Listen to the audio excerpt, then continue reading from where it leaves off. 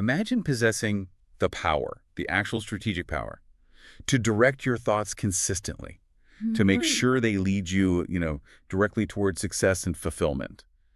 For a lot of us, that sounds like fiction. Right, like something you'd see on a motivational poster. But the framework we're getting into today, Napoleon Hill's roadmap from How to Own Your Own Mind, he insists this is completely achievable. And it's not about wishful thinking. No, not at all.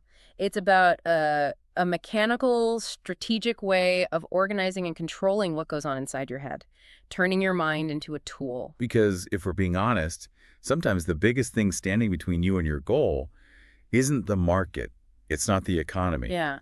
It's the voice in your own head. It can be your biggest adversary. You get stuck in those cycles of doubt, fear, and then failure, even with the best intentions. Exactly. So Hill promises a real transformation. He gives you the blueprints for mastering your thoughts. And to help you really get this, we're breaking his system down into 3 core pillars. Okay, what are they? Creative vision, organized thought, and then this thing he called mental dynamite. Mental dynamite. Controlled attention. Okay, let's unpack that. We'll start with creative vision. When I hear vision, I usually think of something, abstract, daydreaming. But he immediately grounds it. He quotes the industrialist Andrew Carnegie, who believed mastering this vision was essential for everyone. So what did Carnegie mean by it? He defined it in really practical terms. Creative vision is the ability to recognize an opportunity, and this is the critical part, to take decisive action on it. So seeing and doing. Seeing and doing. It's a combination that requires imagination. But Hell warns us that imagination isn't just one thing. There are 2 distinct forms, and you have to harness both. Okay, so you're talking about the difference between pure invention and just rearranging what's already there. Exactly. The first is what he calls synthetic imagination. Synthetic. It's combining old ideas, old principles to form a new original idea. You're basically being a curator, rearranging existing stuff until it clicks into place in a new way. The classic example is always Thomas Edison and the light bulb. I mean, lamps existed, electricity existed. Right, but the filaments kept burning out way too fast. The tech was there, but the application was just limited. Exactly. So Edison used synthetic imagination. He took the existing technology and he substituted that fast-burning wire with charcoal, a material used for totally different things, and suddenly he had a filament that burned for hours. An original idea, but built from pre-existing blocks. But then there's the other kind. Creative imagination. And that's the one that feels like it comes out of nowhere. That's the one, the truly generative state. It's where artists get lyrics or writers get a plot twist. It's what Edison tapped into when he realized charcoal was the answer. When they asked him how he made that leap, he didn't say it was some scientific procedure. He just said he had an idea and acted on it. That's the spark. That's the spark. And this is where it gets really interesting, because Hill gives us 5 principles to actively stimulate both kinds of imagination. You have to deliberately encourage it. He does. And the first one is absolutely fundamental, definiteness of purpose. You have to be crystal clear on the what. Crystal clear. If your purpose is vague, your imagination just wanders. And here's a surprising part from the source. Hill says even just the thought of financial benefit can be a huge stimulant for imagination. That almost sounds a little crass. Yeah. Why would money stimulate creativity? Because clarity simplifies everything. If your purpose is concrete, like a specific financial goal, your mind stops wasting energy debating 100 possibilities. It focuses all its creative power, synthetic and creative, just on achieving that one outcome.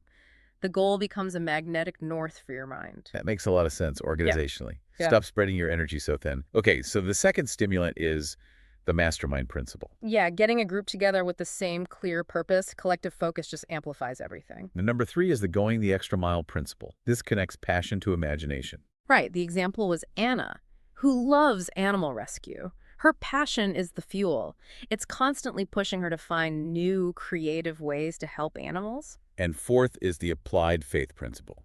Basically, belief. Mm-hmm. If you believe your goal is possible, your mind doesn't get stopped by things that seem impossible. And finally, number 5, the organized individual endeavor principle. This is just the intentional, structured approach, like Edison's whole invention process. It's a discipline. So creative vision isn't a gift, it's a practice, backed by purpose. Exactly. So we've got the vision, the what. Mm. But Hill says that's useless if we don't know how we think, which brings us to the second segment, organized thought. Precisely. You have to organize the input. And that starts with understanding the two basic ways we reason.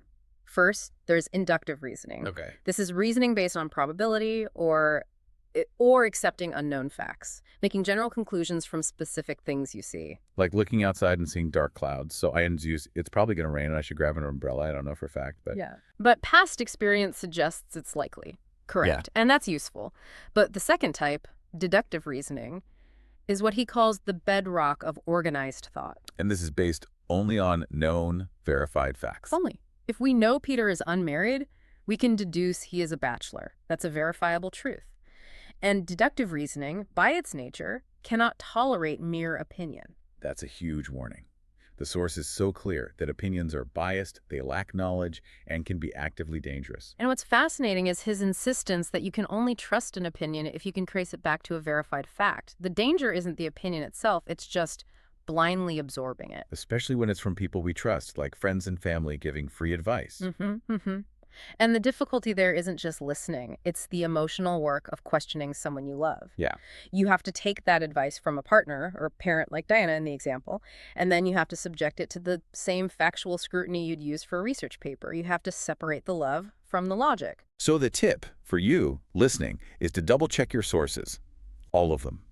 Treat all incoming data as potentially biased until it's verified. The rule is simple. Question everything. Keep digging until you're convinced it's based on fact. Because once you have that factual basis, organized thinking has to become a controlled habit. Let's use that analogy from the source because it's so good. Think of your mind as a camera. Okay. If you don't focus it, it captures everything indiscriminately. Useless propaganda, gossip, trivial stuff, unverified fears. And it doesn't just capture it, it logs it into your decision-making system. Right. And that noise creates clutter. It makes you slow and inaccurate. A controlled habit, though, through organized thinking. It's like a powerful zoom lens. It helps you focus only on what's important, what's relevant to your purpose. But that takes willpower. Just wanting something isn't a controlled habit. No, it takes awareness, effort, and sometimes changing your environment, who you listen to, what media you consume. You have to clean the lens. And you build this habit through repetition, both physical and mental. Physically, it looks like Penelope opening her bakery. She made a daily task list, and she stuck to it no matter what.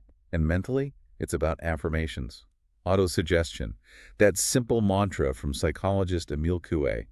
Day by day, in every way, I am getting better and better. And that's not magic. It's just using repetition to build a powerful thought habit. It helps you stay motivated. When you keep that up, you start to align with what people call the law of attraction. Which is really just the practical reality that the energy and focus you put out into the world is what the world gives back to you. By organizing your thoughts, you're just better prepared to see the right opportunities. And that focus, that ability to zoom in, brings us to the final and maybe most dynamic pillar, controlled attention. He'll call this mental dynamite. He said once you master it, it can completely obliterate self-doubt and fear. It's the ultimate application of everything else we've talked about. It's an active combination of 5 factors all working together. We have definiteness of purpose again, but then there's self-discipline, controlled attention itself, autosuggestion, and willpower. The example of Harold needing to pay his rent is perfect for this. His whole mind just mobilizes. His definiteness and purpose was clear. Get the rent money. Next, self-discipline. He couldn't panic. He had to control his emotions to think clearly. Then the factor itself.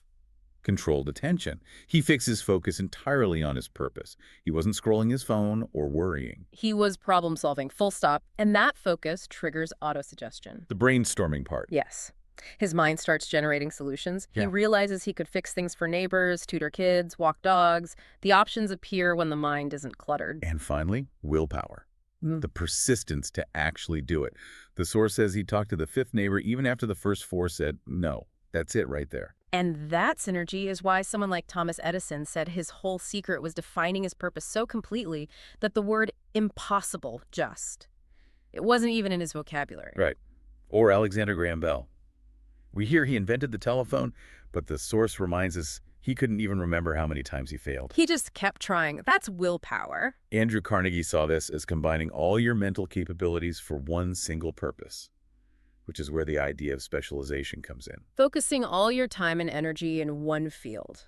Statistically, it just dramatically increases your chance of success, like he did with steel. But you might be listening and thinking, I work in a big, diverse corporate job. How can I specialize? And Carnegie's analysis says specialization still has to exist even within that diversity.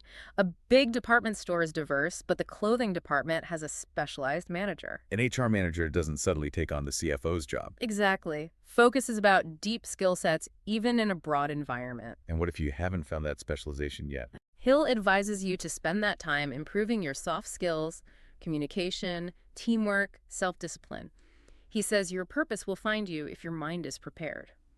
That's a relief. Look at Claire. From the example, she studied communications, but her real purpose was helping people, which led her to medicine. And her degree wasn't a waste at all. In fact, it made her a better doctor because she could communicate clearly with her patients. So changing your path isn't a waste of time. No, the real waste of time, Hill warns, is not pursuing what you truly want because you're too afraid or too disorganized to commit. So we've mapped out the entire journey. It starts with that clear creative vision. The what? Stimulating your imagination to see opportunities. Then it flows into organized thought, where you defeat opinions with facts and build controlled habits. And it all culminates in wielding that controlled attention, the mental dynamite, by combining those 5 critical factors. Purpose, discipline, focus, autosuggestion, and willpower. The whole transformation is about execution. You have to ignore the noise, the fear, the doubt, find your real purpose, and then your organized mind, body, and soul will fully commit. The sources warned us that if the camera of your mind is constantly taking in useless propaganda and noise, you have to retrain it with repetition. So we'll leave you with this question. What specific repetitive action, physical or mental, will you commit to starting today to deliberately zoom in on your true defined purpose?